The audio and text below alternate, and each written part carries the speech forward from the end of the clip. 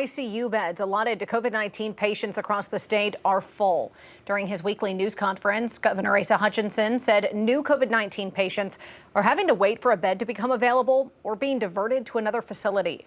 5 News reporter Bailey Devane joins us live with more from Central EMS and its struggles to place patients. Bailey?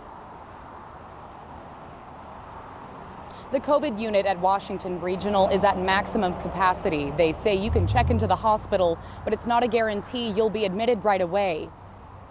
Central EMS workers say they responded to 580 phone calls last week across Washington County, mostly from COVID patients needing to be hospitalized. Paramedics say especially in the past month, it's been extremely difficult to place patients. Driving across the state, communicating hour by hour with hospitals to see who has openings. In some cases, what we do is we'll actually send our supervisors that are out in the field. They will take over patient care from the ambulance crew, basically in the hallway of the hospital, so that we can get that ambulance crew back in service. According to the state health department, there are some ICU beds available to people with other medical issues. Paramedics are urging these patients to not hesitate to seek medical attention when needed.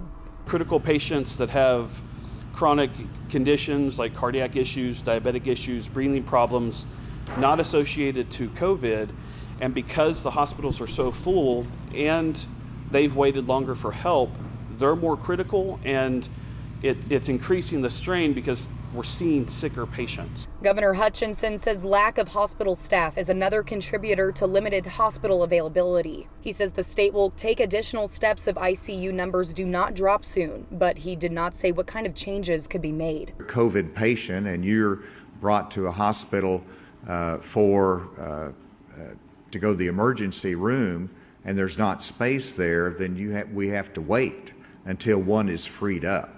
And that's the challenge that you get into.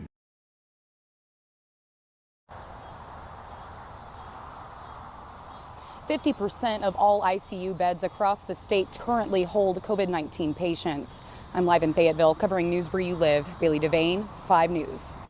All right, Bailey, thanks. This all comes as nearly 2,000 new COVID-19 cases were reported in Arkansas in just the last day. The total number of cases now stand at 438,465. Active cases actually dropping by nearly 500 today, but remain above 23,000 statewide. 45 more people have died for a total of 6,749, and hospitalizations dropped by 44 to 1,367. The CDC reports the number of fully vaccinated Americans is now 171.4 million. That's more than 51.5% of the entire U.S. population. Both Arkansas and Oklahoma remain behind that national number, but have increased vaccination rates in recent weeks.